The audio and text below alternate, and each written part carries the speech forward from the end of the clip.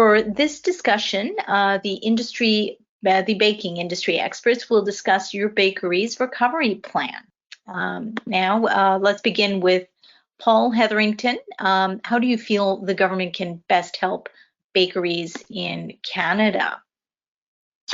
Well, I think Bonnie did an excellent job identifying the support programs that have existed and were implemented last year to help not only bakers, but all businesses get through this extraordinary circumstance.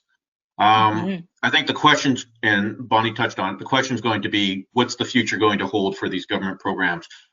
They will sunset at some particular time. They will conclude.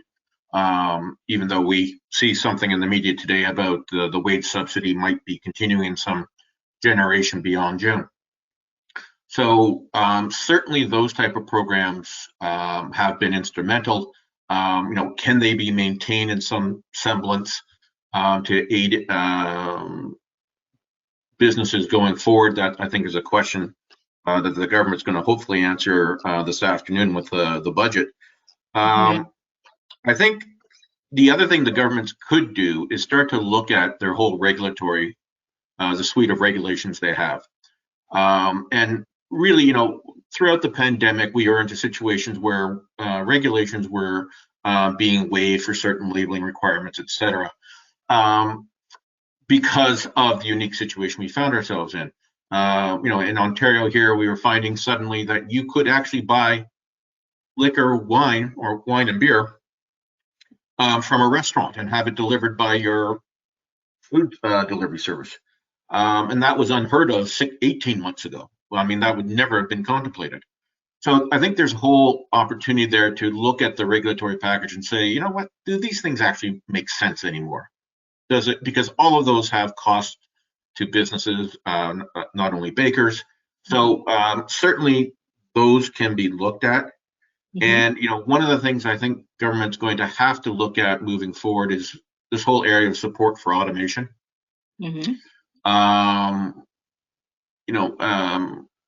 One of the key elements, I think, our takeaway from the pandemic has been, from a vulnerability perspective, it's been our employees. Whether right at the pandemic, we are in a situation where employees were scared to go to work. Now we're finding employees who are going to work are, getting exposed, et cetera. So the whole issue of automation, I think, is something that's going to have to be tackled with governments in order to ensure that, quite frankly, we're going to be able to continue to make food, make sure it's on the shelves for Canadians. Yeah, I mean, as we've seen, Cobalt certainly, I think it presented prior to the pandemic an opportunity for a larger bakery to expand and create more. But now I think with the pandemic, we're seeing a lot more people thinking, how can I still continue volume, but keep my staff safe? And that's certainly something to consider in terms of grants or anyone who would like to support some sort of attempt towards automation in terms of keeping people safe. So I'll open this next question up to the floor. What do you feel we've collectively learned from the experience of this pandemic? Let's start with Steve Fox, and then I'll go to Bonnie, then Shep Borgo, and then back to you, Paul. So let's start with you, Steve Fox. What do you feel you've learned? Well, I think in our case, we've definitely learned where our vulnerabilities are. And like Paul said, it's staffing is huge for us. And, trying to keep them safe, healthy, motivated, and try to keep that fear down. We've been in business for over 42 years. And March 16th of 2020 was the scariest day in my life, and whether I would be able to survive or not, the business. And we have a good business. It's just that we were spending as fast as we were making, and that was another vulnerability that's come up. And it's made the pandemic has made me a better business person. Just to be on top of things and watching percentages a lot closer. We got complacent, which is the kiss of death in any business, and especially in the bakery business. Yeah, definitely. So now, Bonnie, what do you feel that what feedback have you heard from your clients about what they've learned about their business, or what has it shown you that people are asking for in terms of their finances? Well, I think that exactly, I want to reiterate what Steve said. I think the companies that have been the most successful is those that have had some money in their pockets, right? And the ability to act when they need to and to pivot, right? I think when Justine spoke earlier about sitting on inventories, I've spoken to several companies that were sitting on inventories in the food sector, and now all of a sudden the lockdown happens and you've got to be able to sell product. So how do you get rid of your inventory unless you can pivot and get that web presence happening and being aware of the technology? And as Paul said, you know, automation is an important thing. So it's understanding your business today, but understanding technology, understanding what's going on as far as your industry and developments in the baking industry with regards to automation, all very important. And then having the money to act on it, having the money and then looking at funding programs. So for some of these larger pieces of capital equipment, there is money available for that through the Canadian Agriculture Partnership Program. So it's being aware that there's government money available. How do we utilize that before using our own money? Yeah. And for you, Chef Borgo, what, in light of what Paul had said, say packaging a loaf of bread and pairing it with a bottle of wine for, a poet's packaging, what would you suggest to your students to stay agile? What kind of advice would you lend them? What have you learned from them? I think what's impressed me is how just human nature, everybody's quick to survey the landscape and then want to adapt and make changes. And I think what we're trying to, the message we have with our students that are heading up into industry is stay the course. You know, you have a plan, look at the landscape and then change as needed or adapt as needed. And that's sort of the messaging that we have internally. I think in the baking industry, it's still an industry that's run on skills and techniques, and it's not lose sight of that, and then you have to modify and change business practices, but you still need to deliver a dynamite product to people. So it's just about adapting, I guess, in the short term, and then staying the course with the long-term focus. Mm-hmm. All right. And again, back to you, Paul. I'm sort of intrigued with your idea of pairing or connecting with other businesses. What have you heard from other bakeries who have reached out to communities or other businesses to create packaged services or package deals? Yes. I think that all comes under the heading, Naomi, of being creative when it comes down to your business. Being able to say, my business plan was X, pandemic comes, and as we heard Justine talk about it, and Steve, you pivot, you have to change, you have to modify what you were doing. And sometimes it's quite dramatic. And, one of the things I've been impressed about is how resolute people have been in doing those things in an incredibly challenging environment where one doesn't know what's going to happen literally tomorrow. It also, and I'm stepping back and look at my role here, it's also identified, an area I think we're going to have to address long term, and that's the whole issue of the vulnerability of our supply chain. We work on a global supply chain. We found it's particularly in the early days of the pandemic, that was significantly in question with government shutting borders. We've seen what's now is happening with the cost of transportation and trying to just move product in this very, very challenging environment. So I think there's going to have to be there should be a reconsideration of the supply chain and just looking about how vulnerable it is to ensure that food ingredients are going to be available to bakers as well as other food manufacturers. So I think that, and quite frankly, I'm hoping that one of the most significant takeaways from this experience will be a huge learning by governments about how to what the pandemic experience was, what worked, what didn't work, the lack of preparedness. We went through SARS in Southern Ontario back in, I think it was 2003, 2004. There was no end of consultations afterwards about, right, what did we learn? What did we, what worked, what didn't work? What were the concerns? What do we have to put in place for the future? And, from my perspective in dealing with government, it was like all that was lost of March of last year. We were starting afresh. So I'm hoping that as a result of, when we finally come out of this process and we go through the inevitable consultations about what worked and what didn't work, that there will be, if you will, a playbook for the next time. And that next time might not be a pandemic. It could be a natural weather event or something of that ilk. I think back to the ice storms that happened in Quebec a number of years ago, where things were disrupted for a week, 10 days at a time. So I'm hoping, touch wood, that one of the things that's going to come out of this will be that playbook for the next time. Yeah, it's true. When everyone said they had a plan, I don't think anyone planned for a pandemic. One thing that this crisis had taught us is that we don't really have quite the framework we thought we did. But there are ways to try to recoup funds, ways to try to get your business back on track. So this next question is for Bonnie. What is the most frequent question that you get asked when it comes to recouping funds?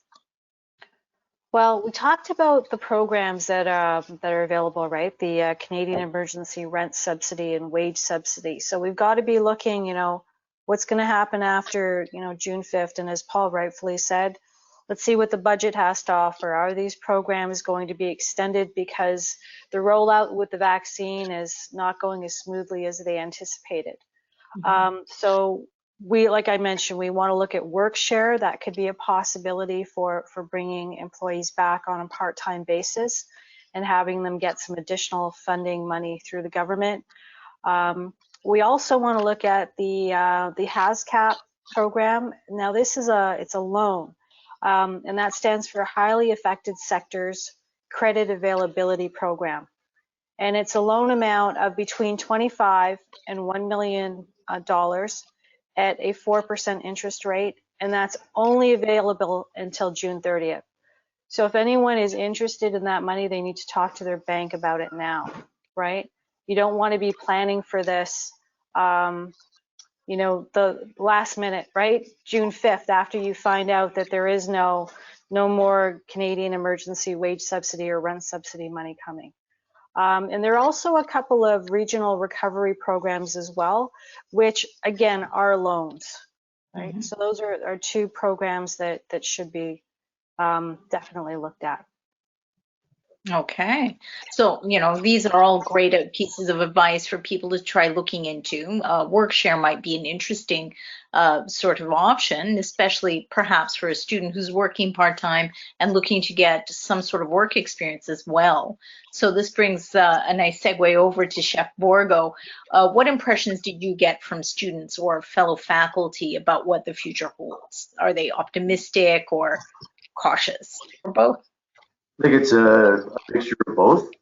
And I think from a faculty perspective, it's just like I said earlier, it's just about stick to your plan and, for the long term, and then in the short term, you can make and adjust, make changes.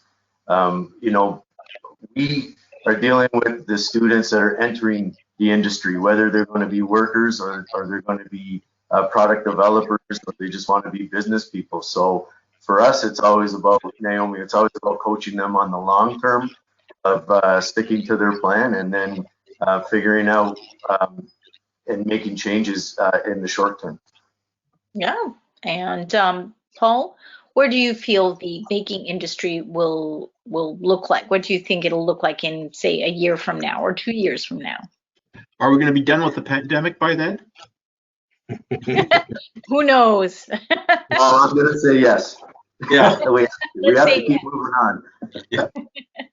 I think Thinking. I think it's going to be very interesting to see what the fall has to show with regards to business survivability. Mhm. You know, is food service going to be up and running again? Even close to what it was prior to being, you know, a year ago. Because the industry, the baking industry, you know, food service was such a large percentage of that overall business. So I think we're also going to probably see, you know, we talked earlier about, you know, consumers liking more indulgence products during the pandemic, but I think we're going to see probably return to some of those trends that existed prior to, you know, March 2020, where consumers are looking for a more health focused. They're looking for clean label products. They're looking for foods that are going to help them live longer and enjoy life better. So I would be surprised if we didn't see that wheel turn a bit and we get back to consumers looking for those type of products. So you know, and it'll also be interesting, quite frankly, from a consumer perspective, how much of the online purchasing is maintained. You know, the last year has made everyone very, very nervous about going into retail, any type of establishment outside of their home. Mhm. So how much of that will be retained versus conflicting with our natural desire to socialize? So it'll be interesting for, you know, someone like Steve to see how much of your business in a year's time is online versus people coming in the front door. And I don't think we're going to know that until, you know, March of next year. It's true. I mean, there's a lot more apps like Square, Venmo, and other online banking transfer tools that can help bakeries. You know, so for instance, to bring it back to innovation, Chef Borway, you once told me this great anecdote about a student who set up a rural shop with an honor system for payment. So for those who don't have Venmo or feel comfortable transferring funds online, how would an urban student start up their business with something similar? Or would that not work at all in a downtown environment? I'm not sure. I think from a personal perspective, you know, I'm not comfortable with e-transfer, and so many people are.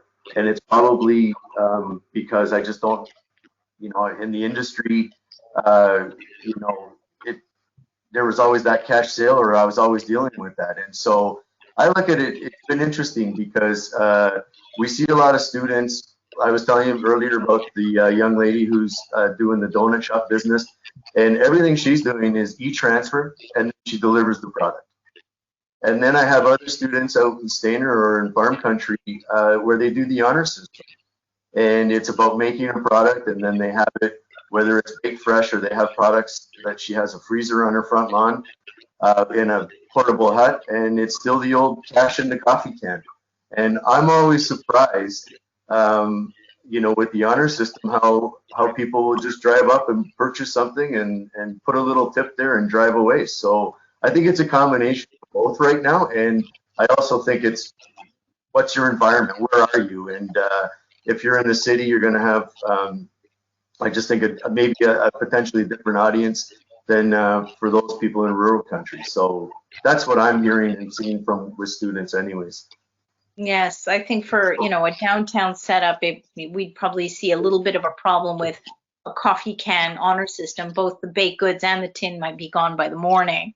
But you know, I think it's interesting to hear that there are more online options for payment, where it used to be strictly banks that would own either an online or a device that would be able to make that payment. Now there are different apps through your phone that you would offer as an option for payment.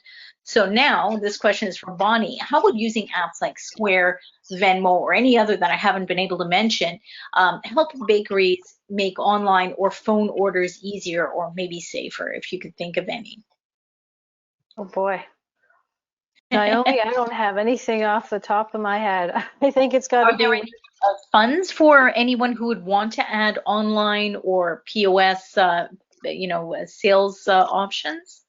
No, unfortunately, there wouldn't. I don't think that they're very expensive options. But unfortunately, no, there wouldn't be any funding that would be available for that. I can tell you about what kind of funding can be available. Absolutely. I think for anyone looking at opening up a patio, there are funds that are opening up right now for patios. So you should contact your local city councilor to find out if there is money that is still available, if that is something that you're looking at doing, because you're still going to need to social distance this summer, and you're still going to want to have people come into your facility, and to have a patio would be a great way to be able to serve clients, right? That does sound like it's promising. Yes, there's also some summer student programs.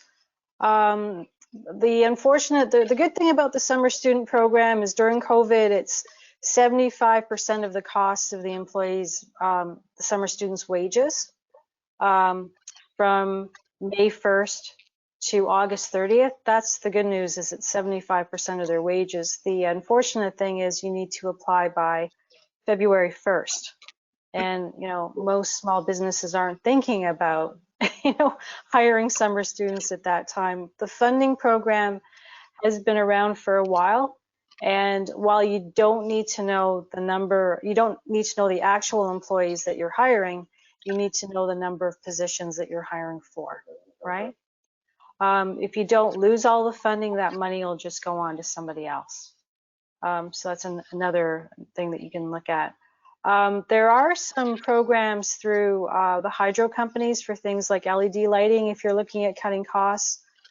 Some kitchen equipment that I think is actually offered by some of the equipment manufacturers themselves directly, or it's a matter of contacting Hydro or Enbridge to find out if the equipment that you're looking at getting that would be more high efficiency.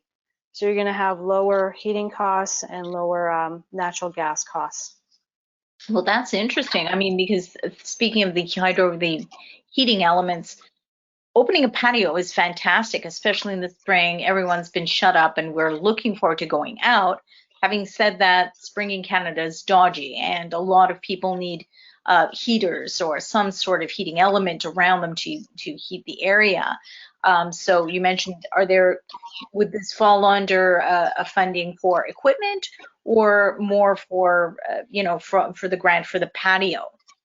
That would be the patio grant. The patio grant would cover that. It's in most municipalities, it is 50% of the cost up to $10,000.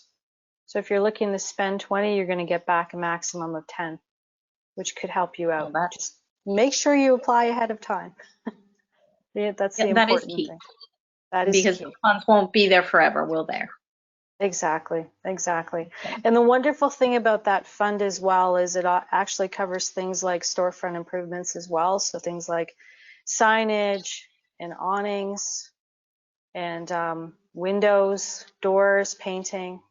It covers a number of different items. Mm-hmm.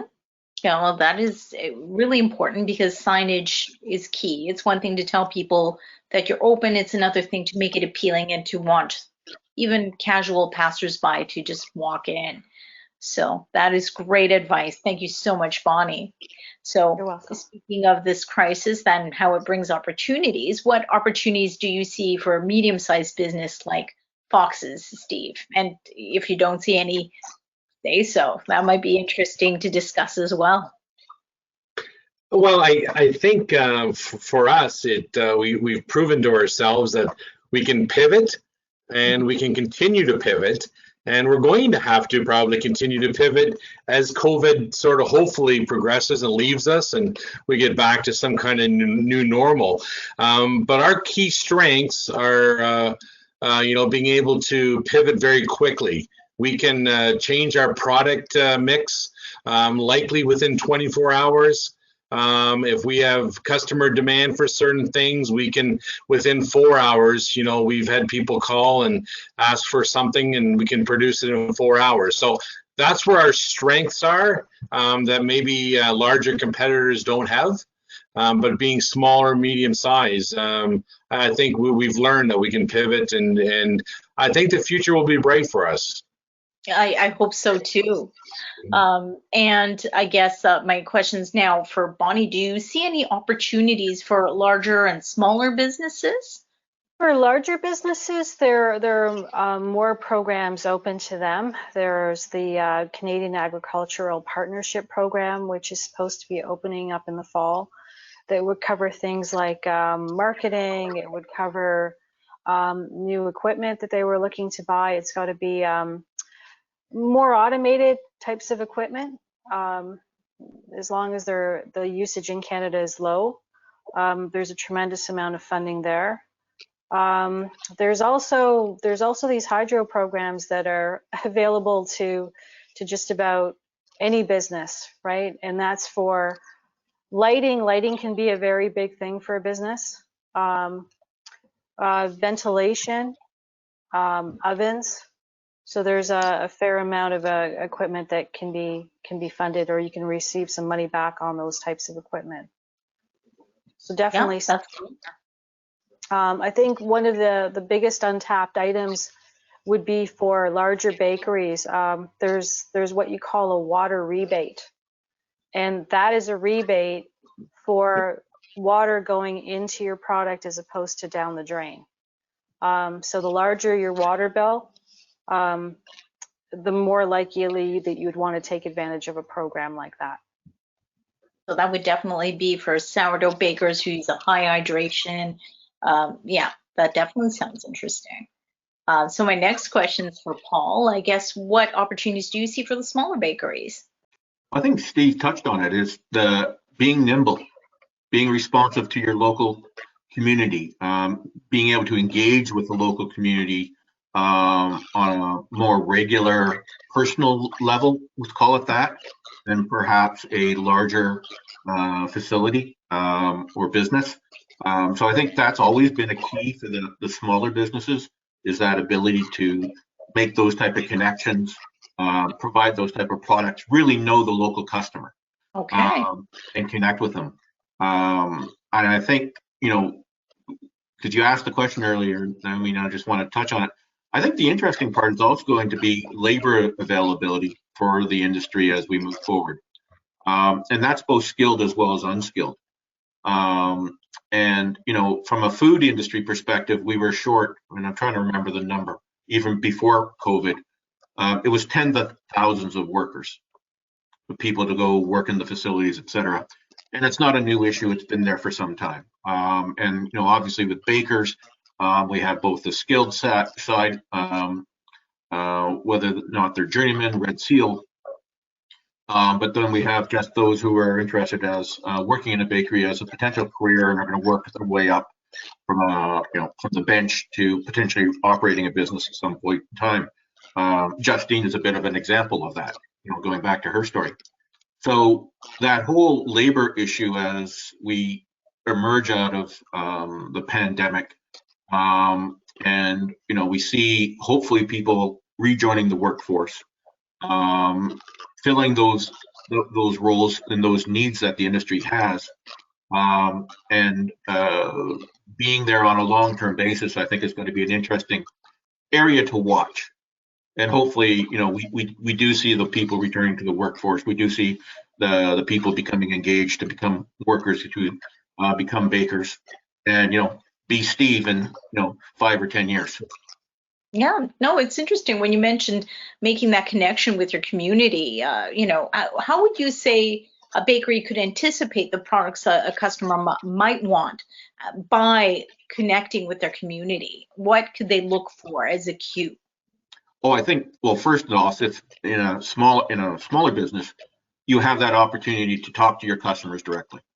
You have that connection you can make. You can connect not only with the single customer, but you can connect with community groups. You can connect with the neighborhoods that surround you.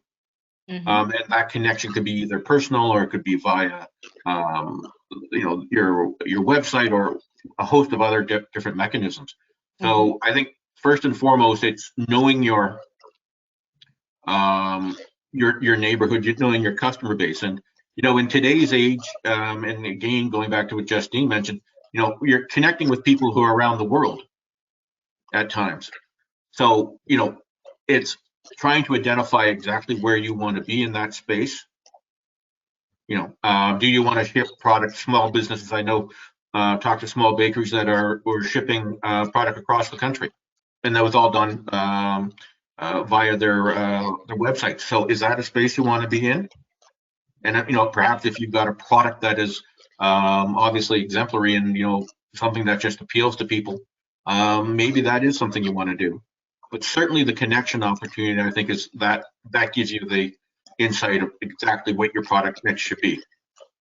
All right. So now this next question's for Steve and for Chef Borgo. So I'll start with Steve. How do you stay ahead of trends? When you connect to your customers, what do you ask them? Well, your customers are going to tell you. We're sort of lucky here because we have our retail store, which is a large percentage of our business. We also have a commercial side, which is a lot of restaurants and foodies, I guess you'd say. And they can bring the ideas to you as well. They can bring suggestions to you for like a brioche bun or something different and listen to them. I've also you can learn a lot from Baker's Journal and from being part of the Baking Association. There's Facebook pages for bakery owners and managers. There's one in particular that's out there, and it's ran by a girl from Ottawa, but it's worldwide. And they give you ideas. And like Paul said, is your market, your customers, and you have to keep listening to those customers and and take these pieces that you learn, but they may not all work in your market. That's true. And how about you, Chef Borgo? What sort of cues do you look for to stay ahead of trends? I think what we always try and tell our students, connect with people in the industry, and and then networking with social media, because a lot of our graduates, we see them all over the world now, Australia, England, down in the US, across Canada. So it's about, like, Steve was touching upon, it was about just connecting with your peers and then finding out what's working in different regions. And then, those trends seem to be at a local level, right? They come and go. So just a few ideas, but I think it's about just connecting with people in the industry and listening, obviously listening to your customer. I always think that's the best trend out there. Oh, that's amazing. I mean, I really love the way that people are reaching out, or even the customers themselves are, reaching out to, say, Foxes and say, hey, more cinnamon buns. How am I going to get through this pandemic without cinnamon buns? So now I guess, we're just going to, first, I'd like to thank, on behalf of Baker's Journal, I want to thank all of our experts for volunteering, not just your time, but your research for this incredible event.